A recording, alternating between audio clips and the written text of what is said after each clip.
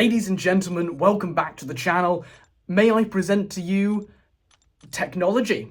That is right, I am not a lazy bastard and I have finally worked out the split screen. Yeah, I am technologically inept. Anyway, this new format may bring with it some problems because I'm not the best editor in the world and I'm going to have to do this in one take. So if at any point I go bleh, that is my brain not braining, and I have forgotten what to say. But anyway, we're going to be taking the 3-star version of Jean Grey from rank 1 to rank 4, awakening her and taking her into Act 5.1.6 against that Archangel boss. And I'm just going to say it right now, I may have to go deeper. I may need to record some more 3-star Jean Grey footage deeper in Act 5 because this didn't even register as actual content to Jean Grey. She is by far and away the most powerful offensive champion we have had so far in 2025. And I know we've only had 2.5 months, but I say that even against Okoye, and I love Okoye. In longer sort of content, in longer sort of act content, Okoye's DOT might take over, but in this short to mid-range sort of fights, Jean Grey is where it's at. She is ridiculously powerful. I may have to go into 5.2 at some point because she just wipes this quest from the surface of the earth and sends her opponents into the depths of hell. She is fantastic. But how does she work? What powers this domination? Well, Jean Grey enters the contest with energy damage on all her hits. She also enters the contest with a force field. So this force field makes up 10% of her max health, and while it's active, she will tank 90% of incoming damage. Also, she will take no damage from physical thorns. So that's goodbye to Korg and goodbye to Atuma. She's both gone. She has entered the contest as probably a top 3 Atuma counter in the entire game. Right? Combine that with her awakened ability that allows her parry stun to be passive. And yeah, you can say goodbye to Korg and Battlegrounds in like negative 10 seconds. It's insane. Anyway, on her 2nd, 3rd and 4th light attacks, I made notes because I am a professional. She applies a Neuroshock debuff that can be purified on her heavy attack to gain uncanny passives, and these give her a special sort of power efficiency where she gains a new bar of power. So instead of having to reach the old threshold and then the special attack costs less, you reach a new threshold and then the special attack costs that amount of power. You'll see it properly in the actual fight. She gains a max of 2 of those uncanny passives, and then when over 2, she can gain psionic charges, but we'll get into those later. So you want to throw off your SP1 to purify any neuroshocks on the opponent and convert them into more powerful passives, and you'll also add some more passives on top of that, and then you race to your SP2. These SP2s will be cheaper thanks to the power efficiency, and you will deal energy damage based on how many neuroshocks are on the opponent or how many psionic charges are on you at the time, and that SP2 is just world-ending. It's enormous. Combine that with a 35% Daunted, and you have yourself the highest damage-dealing champion so far in 2025, at least in this sort of content, even ahead of Okoye. Jean Grey is everything that Gentle was not. She has her target matchups, but she also fares bloody well elsewhere, and I'm going to show that in today's video. If Gentle was a disgrace to humanity, then Jean Grey is the second coming. We're going to hop into the quest here, and this first fight against Thor Jane Foster is going to be the longest on the entire quest. Yeah, bar the boss, this is going to be the one that takes the longest, and it's still going to be under a minute. Yeah. So, one of the reasons why I love Jean Grey is because she is just so consistent. I love the way Kabam are going with the mutant class, in that they're no longer relying on prowesses or the RNG of big yellow numbers and crits on the special attacks. Instead, they're relying on red damage, guaranteed sources of damage, and Jean Grey's no exception with her neuroshocks and her energy damage. That's great. It allows her to access a wide variety of matchups outside of her target matchups and to get around ordinary weaknesses of the mutant class. But another reason why I love Jean Grey is her consistency. Everything on her kit is 100%, it's going to happen, and you'll see throughout this quest, it's going to be a theme, just 40 seconds, 39 seconds, 35 seconds, 37 seconds. Every single fight, you see the same thing, and she just deletes content. So 100% chance to apply those neuroshocks on your light attacks, 100% chance to purify them on the heavy, 100% chance to gain those uncanny and psionic passives, 100% chance to apply the daunted, 100% chance to deal this enormous energy damage, and the opponent is wiped out. Every single time. You've got to love that. You'll see that against this Gamora here. She's just going to cease to exist once I get to the SP2. And yeah, she's just ridiculously consistent. And look, I will never condone spending on this game, right? I'm a free-to-play player with half a functioning brain, and I will never tell you to go out and spend $100 on like a 2% chance for a 7-star. But if you are that way inclined, and you do like dropping money for the pre-release bundle, and you want to shop the 7-star version of Jean Grey, I get it. I actually get it, because she's gone. She's gone. Yeah, how fast was that? Yeah, 39 seconds. That's not even the fastest fight you'll see on this quest. It gets more insane than that. That was ridiculous. Gamora just wiped out there. And maybe not the 6-star. Maybe don't go for the 6-star because, 6 stars are dead.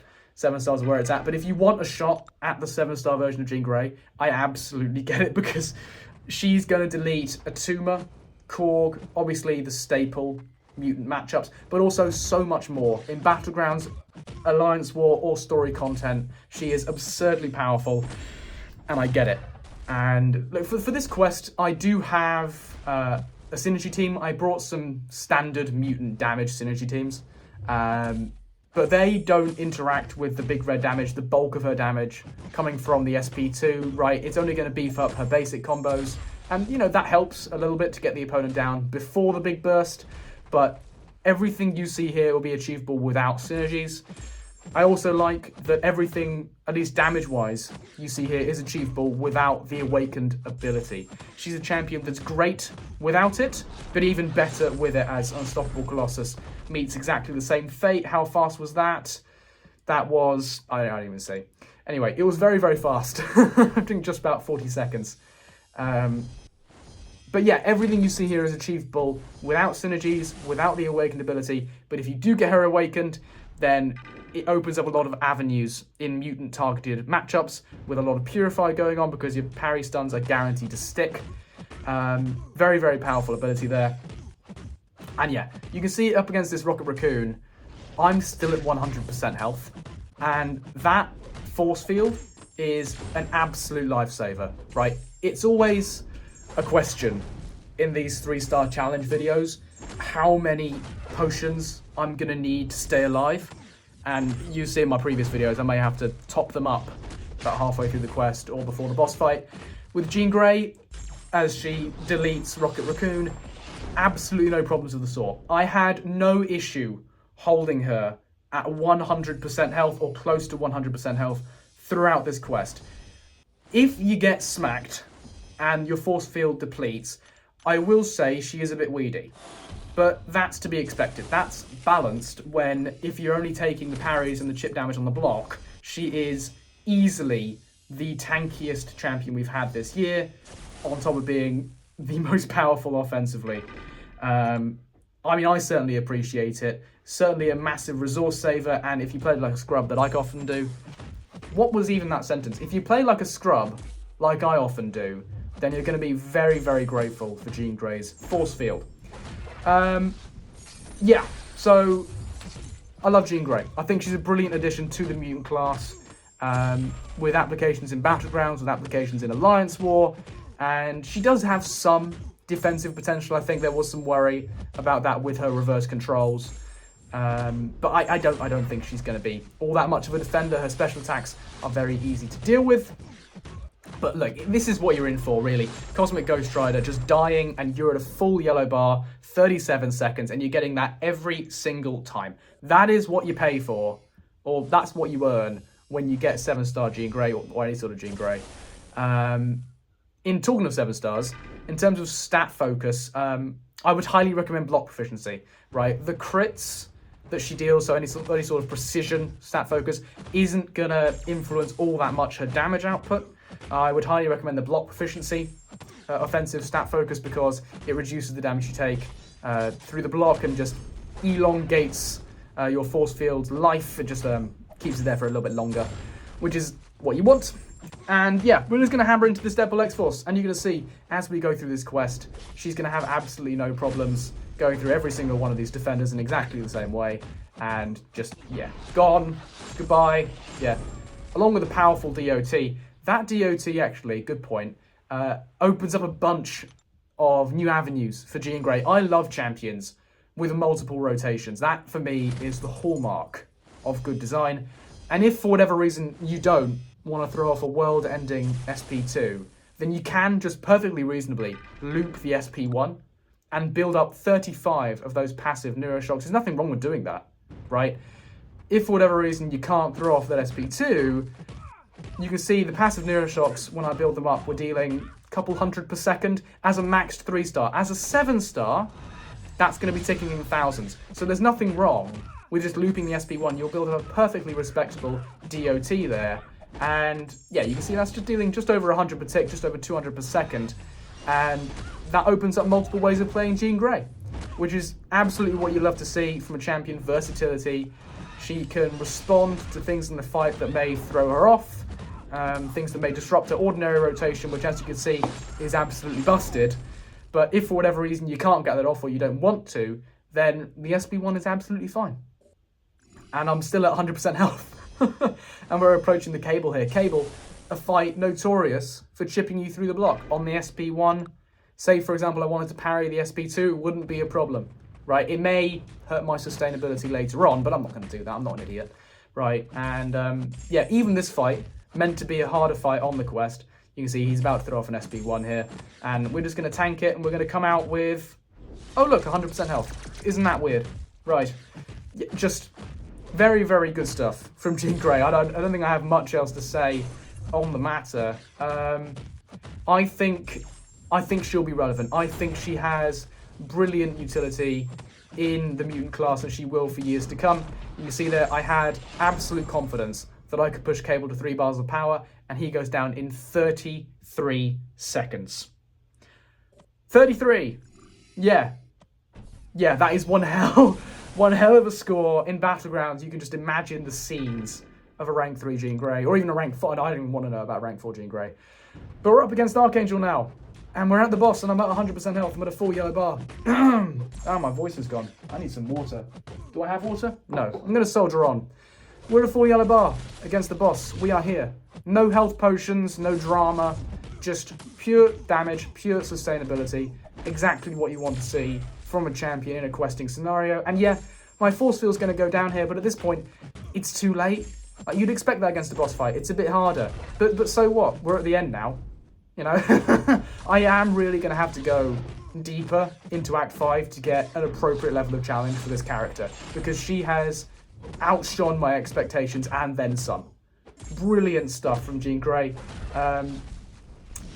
I'm probably not tempted to pick up the pre-release bundle. Sorry, not the pre-release bundle, but any sort of featured Valiant crystals. I wouldn't be tempted. She's not that insane to get even me to spend. But don't get me wrong, I am super duper impressed with this champion. I highly recommend her to those in the business of spending a little bit on pre-release bundles or feature crystals. Absolutely nothing wrong with targeting this champion. She's a fan favourite, and Kabam have given her her dues. This is exactly what we love to see. But anyway, that should just about end things. Yeah, just over 70 seconds against Archangel. Not the most insane thing in the world, but that is just about all I have for you today. So, if you have made it this far, then thank you very much for watching my first it's not a face reveal either, because you've already seen my face. My first face-to-face commentary, we'll go with that. Anyway, I hope you've enjoyed. If you have made it this far, thank you very much for watching. Bye-bye.